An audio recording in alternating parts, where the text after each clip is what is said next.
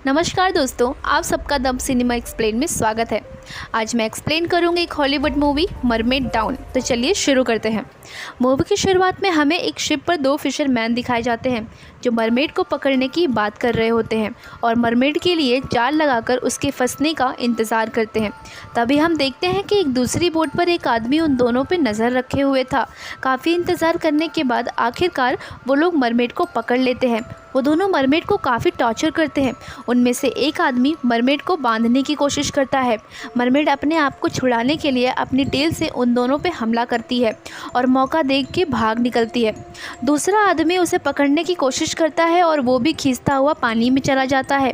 पहला fisherman mermaid को दोबारा पकड़ने के लिए समंदर में अंधाधुंध गोलियां चलाने लगता है और उसमें से एक गोली उसके दोस्त को लग जाती है, लेकिन वो फिशरमैन उस मरमेड को दोबारा पकड़ ही लेता है। हम देखते हैं जो आदमी इनकी शिप पर नज़र रखे हुए था वो छुप कर इनकी शिप में आ चुका है और एक कैबिन में जाकर छुप जाता है। वो फिशरमैन अब एक कुल्हाड़ी से उस मरमेड की टेल और उसकी बॉडी को अलग कर देता है।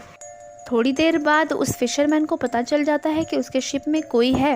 वो फिशरमैन उस आदमी को पकड़ लेता है और उससे पूछने लगता है कि यहाँ क्यों आए हो। वो आदमी अपने आप को इंट्रोड्यूस करवाता है और ख़ुद का नाम साइकेट्रिस्ट डॉक्टर बेयर बताता है और उस मरमेड को ख़रीदने की बात करता है। तभी वो मरमेड की टेल को उस समंदर में गिर जाती है और वो फिशरमैन बाहर देखने जाता है और डॉक्टर बेयर मौके का फ़ायदा उठाकर उस फिशरमैन को उसी कुल्हाड़ी से मार देता है। डॉक्टर बेयर उस मरमेड की आधी कटी हुई बॉडी पर रिसर्च करता है कि आधी बॉडी कट जाने के बाद वो जिंदा कैसे है और बिना कुछ खाए पिए एक ही जगह पड़ी हुई है और उसके कमर के नीचे से एक कोकून टाइप की स्किन आना शुरू हो गई थी। और वो देखता है कि 63 दिनों बाद जब वो कोकून जैसा स्किन हटता है तो देखता है कि उसके पैर आ चुके हैं जो धीरे धीरे नॉर्मल हो रहे हैं, लेकिन अभी भी वो चलने के काबिल नहीं है। डॉक्टर बेयर उस पर और रिसर्च करने के लिए उस मरमेड को अपने मेंटल असाइलम में लेके जाता है। उस मेंटल असाइलम में एक लड़की है जिसका नाम जून है और वो हमेशा एक ऐसी लड़की से बात किया करती है जो किसी को नज़र नहीं आती थी। इसका मतलब ये था कि वो लड़की एक आत्मा थी और वो आत्मा उस मरमेड को भी नज़र आ रही थी। वो मरमेड हमेशा अपने आप को गीला और पानी में रखने की कोशिश किया करती थी। डॉक्टर बेयर भी कैमरे से उस मरमेड पर नज़र रखे हुए था। जून जब उस आत्मा से बात करती है तो हमें पता चलता है कि यह आत्मा 10 साल पहले ही मर चुकी है, पर इसने अपनी मौत को अभी तक एक्सेप्ट नहीं किया है और ख़ुद को एक ज़िंदा लड़की ही समझती है।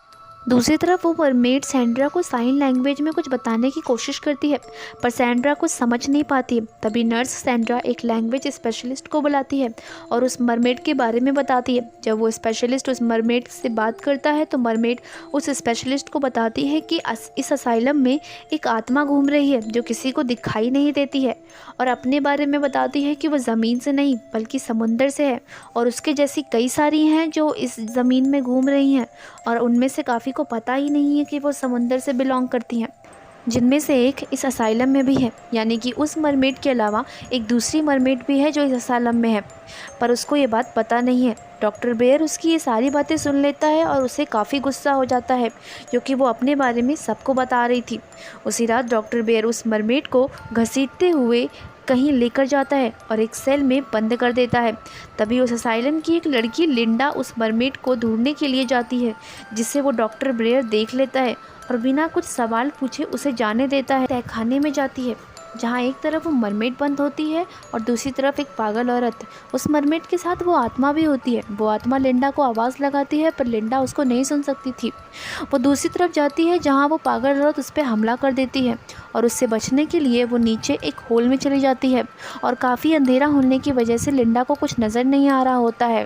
उसका पैर एक कीड़े लगे हुए कंकाल पर होता है और तभी हमें एक डॉग दिखाई देता है जो लिंडा पे हमला कर देता है। वो डॉग एक खूंखार डॉग था और वो डॉक्टर बेयर का पालतू डॉग था और वो लिंडा पे हमला करके उसे मार देता है, जिससे हमें पता चलता है कि डॉक्टर बेयर एक अच्छा इंसान नहीं है। वो मरमेड अपने सेल से काफ़ी कोशिश करने के बाद बाहर आ जाती है और उसके शरीर में अब धीरे धीरे चेंजेस आना शुरू हो गए थे। अब वो धीरे धीरे चलने लगी थी। नर्स सैंड्रा डॉक्टर बेयर से लिंडा के बारे में पूछती है तो डॉक्टर बेयर उसे बताता है कि उसने लिंडा को कहीं और ट्रांसफ़र कर दिया है। उसी रात वो मरमेड एक कांच का शीशा तोड़कर बाहर निकल जाती है और सारी लड़कियां भी उसके पीछे पीछे जाती हैं। वो सब एक नदी के पास जाती हैं। वो मरमेड उस नदी के पानी में जाकर काफ़ी खुश होती है, पर नदी का पानी काफ़ी गंदा होता है, इसीलिए सारी लड़कियां उस नदी में नहीं जाती। और थोड़ी देर बाद ठंड, प्यास, भूख लगने की वजह से वो सब दोबारा मेंटल असाइलम चली जाती हैं, सिर्फ एक लड़की और उस आत्मा को छोड़कर। वो दोनों पूरी रात उस मरमेड के साथ रहती हैं। अगले दिन जब वो लड़की उठती है तो देखती है कि वो मरमेड कहीं गायब है, तो उसे ढूंढते ढूंढते वो भी मेंटल असाइलम चली जाती है। और दूसरी तरफ वो आत्मा उस मरमेड को ढूंढ लेती है और देखती है कि रात भर में उस मरमेड में काफ़ी चेंजेस आ गए हैं। उसकी जो पैर था वो अब दोबारा उसके टेल में बदल चुका है, पर नदी का पूरा पानी सूख चुका था, जिसकी वजह से वो आगे नहीं जा सकती थी। तो वो उसे एक व्हील चेयर के सहारे मेंटल असाइलम ले जाती है। तभी डॉक्टर बेयर उसे देख लेता है और अपनी गाड़ी से उतरकर उस मरमेड के पास जाता है और एक गार्ड के सहारे उसे मेंटल असाइलम के अंदर ले जाता है। नर्स सैंड्रा भी डॉक्टर बेयर के साथ ही होती है और वो उस मरमेड को टेल देखकर काफ़ी शॉक्ड हो जाती है। डॉक्टर बेयर अब उस मरमेड को अपनी कार में रखता है और गार्ड को जान से मार देता है, क्योंकि उसे मरमेड के बारे में पता चल गया था। गार्ड को मारते हुए वो सारी लड़कियां देख लेती हैं, जिसे डॉक्टर बेयर भी देख लेता है और वो उन सब को मारने के लिए अंदर आता है। नर्स सैंड्रा पहले ही अंदर आकर लॉक लगा लेती है और उन लड़कियों को बचाने की कोशिश करती है। और दूसरी तरफ एक दूसरी नर्स कुछ लड़कियों को छुपा रही होती है डॉक्टर बेयर से, और खुद बाहर जाकर देखती है तो डॉक्टर बेयर सामने होता है और वो उस नर्स को मार देता है। और जो लड़कियां छुपी हुई थी उनको भी डॉक्टर काफ़ी ब्रूटल तरीके से मार देता है और फिर कार में बैठकर एक बोट के पास जाता है और उस मरमेड को उस बोट के अंदर ले जाता है और उसे एक फिशिंग हुक के सहारे फंसा देता है और वो उसके शरीर के टुकड़े टुकड़े करने वाला होता है। हम देखते हैं वो सारी लड़कियां और नर्स सैंड्रा उस बोट के पास आ जाती हैं। पहले नर्स सैंड्रा उस बोट में जाती है, जहां उसे एक फ़ाइल दिखती है जिसमें उसी आत्मा की तस्वीर होती है और हमें पता चलता है कि डॉक्टर बेयर ने इस लड़की के साथ कुछ एक्सपेरिमेंट किए थे और बाद में उसे मार दिया था। ये सब नर्स सैंड्रा देखकर काफ़ी डर जाती है और तभी उसे एक गन दिखती है और उस गन से सीधा डॉक्टर बेयर को शूट कर देती है, पर डॉक्टर बेयर सिर्फ घायल होता है। तभी वो मरमेड अपनी ताकत लगाकर डॉक्टर बेयर पर अटैक कर देती है, जिसकी वजह से वहाँ पर एक सुराख हो जाता है। गोली की आवाज़ सुनकर सारी लड़कियाँ भी बोट के अंदर आ जाती हैं और वो उस मरमेड को छुड़ा लेती हैं। सुराख होने की वजह से उस बोट में पानी भरने लगा था, जिससे वो सब डूब सकती थी। तभी जून बताती है कि यहाँ पे एक डेड बॉडी है इस दीवार के पीछे। इसे ढूंढने पर उन्हें उस आत्मा की डेड बॉडी मिल जाती है, जिससे सबको यकीन हो जाता है कि जून सच में किसी आत्मा से बात करती थी। तभी पीछे से डॉक्टर बेयर आकर नर्स सैंड्रा पे हमला कर देता है, पर वो मरमेड आकर उन्हें बचा लेती है।